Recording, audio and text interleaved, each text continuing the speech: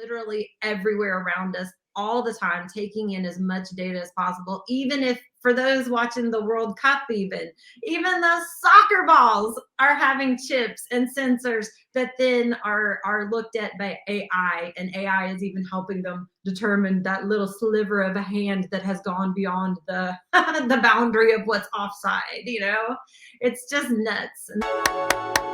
Hello, everyone. Hello, this is Irene with SaugaTalks. I speak with fascinating people in tech. So please follow SaugaTalks on LinkedIn, on Twitter, and subscribe on YouTube.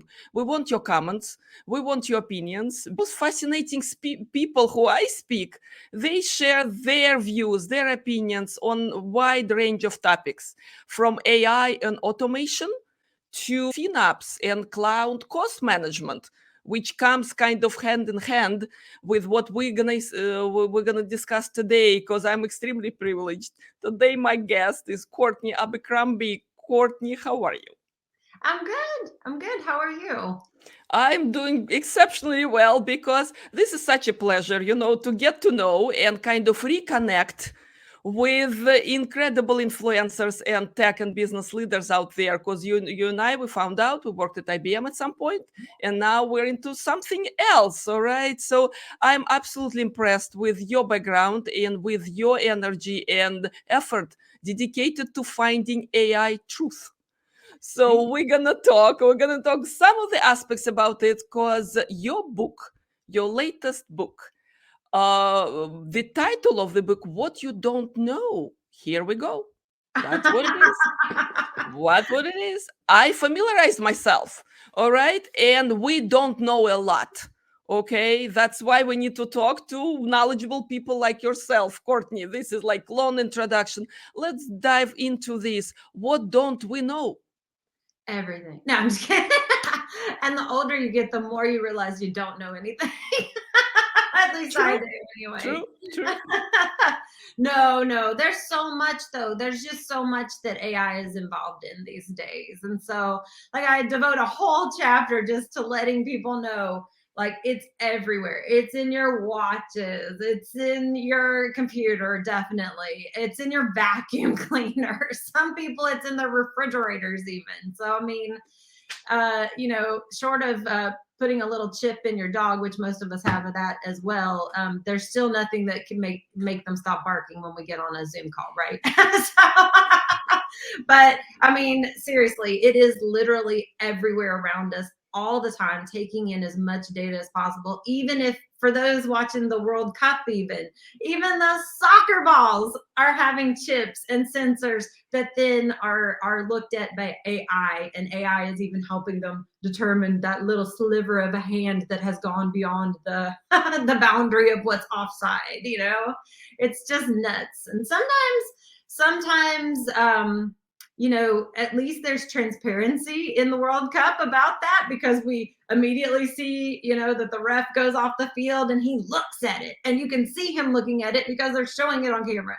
But what we don't know is all the secret places that it's making judgments about us, in the same way that those soccer players, are going to be determined offside or onside or whatever. We're being determined, but we don't know what's doing it. We don't get the VAR and the replay and all of that good stuff.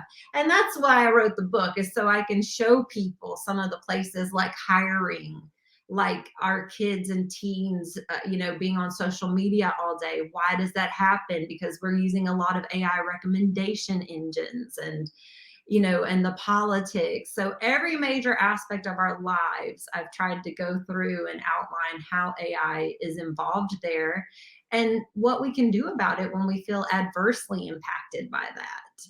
In a lot of cases, it's really convenient for us, so we're not going to stop using it. Nobody's going to stop using all of social media. Well, I mean, there are people who have tried, but I mean, that's just how we communicate as a world now. We can't even get in touch with the other side of the world unless we're using it. I mean, I can't think of an international person who doesn't use WhatsApp or something like that to try and, get around the expensive cost of, telecommunications these days.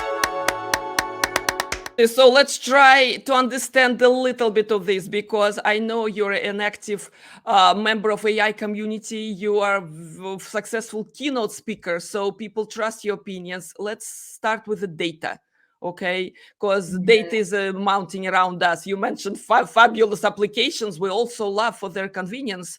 At the same time, companies, organizations, societies, and countries, as well as at the individual level, right? So how do we think about data these days, you think? Or that's changing, right? That perspective also. I mean, what's really ironic is people tend to think of AI, they think about artificial intelligence, but they forget to think, where does the training for the artificial intelligence come from? They forget that there's a whole body of data that is there to train. What's the right decisioning for this AI and what's the wrong decisioning for this AI. And even if we back up behind the data, even what's behind the data creation, it's us. We're the ones who create all of this data, whether that's a predictive policing app. Where did they get that information? It's probably associated with bookings. We fail to think about, where does the data actually come from that informs these decision-making things that then become, as you are well aware, Irene, also automated. And that's where we really get ourselves into trouble, because we've like, okay, if we go back, it's the human, they generate the data. The data then becomes part of the model and the algorithm, the set of instructions that then become part of a computer program. And the computer program then becomes automated. That's what the goal is. If you do AI right, you shouldn't have to touch it again, right? No. What we've done is, now we've eliminated the human by a factor of 1, 2, 3, 4 at least, because we generated it, but then somehow at the end of this, we're just subject to it again. And so it's kind of like, we are eliminating the humans from the loop in so many ways, in so many aspects of our lives, to the point where I wonder if one day we'll remember how we used to think about decisions. Like, think about how you used to make decisions when you were younger. Oh, let's take a car. Like, when I was younger, it was all about the sound system and the coolness factor. Like, am I gonna look super cool? What color is this guy? No, like, but you have to kind of think about that. Like, oh, my decision. But now what is my decisioning? Let me think about that. Okay. Well, I get on the cars.com and it gives me whatever it thinks that I want. And then I just look at those things and I go, yeah, I do kind of like those things. And it's basing it on other people that are similar to me. But at what point do I now not know what is it that actually intrigued me about that car? And that's a simplistic, something you can relate to.